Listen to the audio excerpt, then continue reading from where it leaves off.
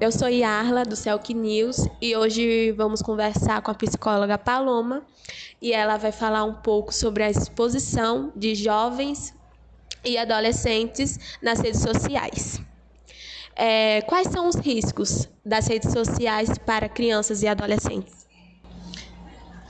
Um dos riscos principais que a gente comenta hoje, né, criança e adolescente, é o tipo de conteúdo que é visto, né? Então, as redes sociais é uma porta muito aberta para todo tipo de conteúdo, né? E aí hoje a gente fala muito, tá muito notório, né, a temática da adultização, né, do quanto isso é prejudicial justamente por essa exposição, né? Tanto a criança ou adolescente ele tem muito acesso a conteúdo que é inadequado, quanto também ele fica vulnerável, muito exposto, muito vulnerável, né? E suscetível a diversos tipos de violência, né? Tanto as psicológicas, as violências sexuais, aos abusos, né? As questões de transtornos, eles ficam mais expostos nesse sentido. E quais são as responsabilidades dos pais nisso, dos filhos? Ter controle. Né? Então, assim, é muito, muito importante que as crianças e os adolescentes, principalmente os adolescentes, é muito difícil hoje a proibição, porque o acesso ele é muito fácil. Né? Então, todo adolescente hoje tem um celular, por exemplo. É muito difícil dizer, não vai ver nenhuma, não vai entrar em nenhuma rede social, né? Não vai ver nenhum tipo de conteúdo. Então, é muito. A perspectiva precisa ser muito no controle. Que conteúdo está sendo acessado, tempo de tela, que é muito importante. Então, o adolescente fica 8 horas por dia no celular.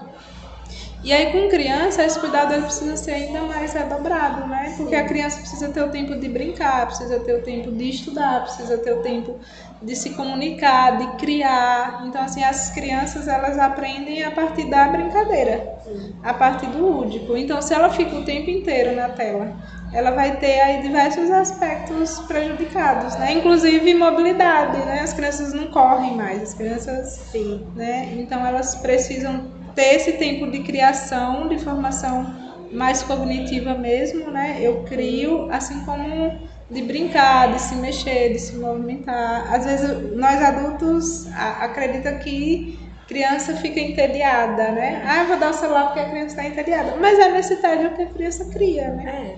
Verdade. Então tem que ter esse controle de tempo e de conteúdo. Qual o tempo ideal para as crianças ficarem nas redes sociais? Eu acho que o bom seria não ficar, sim, né? Mas aí quando a gente vai para a realidade, a gente sabe que tem as famílias que às vezes não tem muito tempo, né? Que às vezes acaba colocando para, sei lá, conseguir fazer o almoço, o jantar, dar banho em um enquanto o outro. Justamente porque acredita, né, que criança não pode ficar no tédio. Assim, o ideal da criança seria não ficar. E se ficar, ficar o mínimo possível e ter controle, né? Que horas é que ela fica? É quando ela chega da escola, ali naquele intervalo entre chegar da escola e preparar o almoço? É um pouquinho antes de dormir? Qual horário? Então, assim, ter uma rotina para a criança. Então, a criança precisa de rotina, ela precisa saber a hora que ela estuda, ela precisa saber a hora que ela come, a hora que ela dorme, né? Então, ter uma rotina e um controle seria o ideal. O ideal seria não ter, mas se tem, que seja bem controlado. E qual é a idade deles usarem o TikTok, Instagram, WhatsApp? Olha, já era para ser já os maiores, né? Mas na realidade a gente sabe como é na prática, né? É justamente a questão que eu falei do acesso. O acesso hoje é muito fácil, né? Então, assim, os adolescentes mesmo não tem como hoje dizer, você não vai usar a rede social de jeito nenhum. É muito difícil. Tem que ser um processo educativo muito grande, né? Então, assim, o ideal é que o uso seja controlado nos adolescentes também, né? Eles vão usar.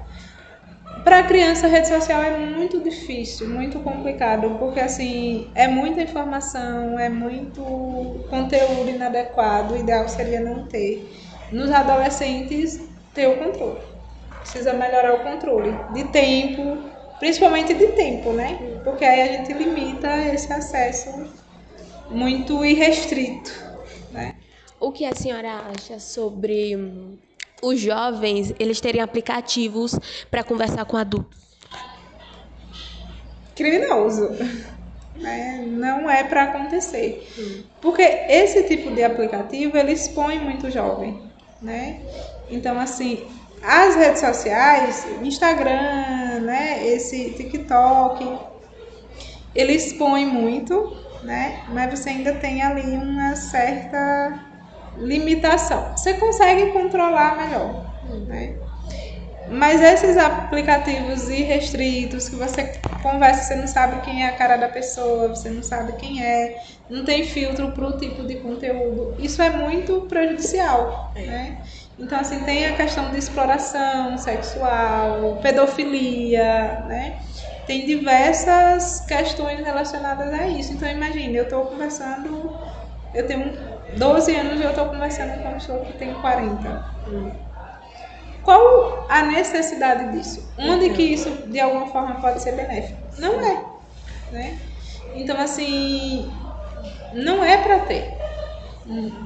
Não é para ter, não tem justificativa, né, do porquê ter. Então, a família tem um papel fundamental também nesse sentido, de controlar, ver o que os filhos estão acessando. Sei que é muito difícil porque existem realidades e realidades. Tem famílias que nem imaginam, por exemplo, que tem uma criança ali que está em um aplicativo falando sabe lá o quê. Né? Elas nem imaginam, elas acham que a criança está ali vendo um vídeo engraçado. Né? Então tem isso também. Acho que a escola também tem um papel importante de educar nesse sentido também. Né? Porque a escola também educa para essas relações também. Qual conselho a senhora daria para os jovens de hoje? Gente, tomar cuidado e diminuir tempo. Né? Eu acho que é o principal conselho. Diminuir tempo, fazer outras coisas. A gente sabe que o uso prolongado de tela dificulta foco, né? A gente tem hoje na escola muita dificuldade de foco, de concentração, que consequentemente influencia na aprendizagem. Então, assim, muita comparação. Então, hoje as redes sociais ela está muito associada, né, a questões com autoestima, ansiedade, né, que pode aí se prejudicar, por exemplo, uma depressão, um estágio mais grave, né? Então, assim, tomar cuidado. Hoje, por exemplo, quando a escola proíbe o uso do celular, é justamente tentando, né, uma medida para que esse tempo de tela ela diminua e ela não atinja tantos aspectos da vida, né? Então, aceitar, entender, compreender que diminuir tela, né, é importante e principalmente, gente, tomar cuidado com o conteúdo. Né? Tem muita comparação, tem muita gente que se sente feia hoje, né? Ou que se cobra muito, ou que está achando que com 18 já precisa ter a mansão da Virgínia, né? Porque está se cobrando muito e achando que a rede social, que ser, né, influenciador hoje é a coisa mais fácil do mundo e que, né? Então, assim, tomar cuidado com isso, com a comparação, né, com esse tipo de...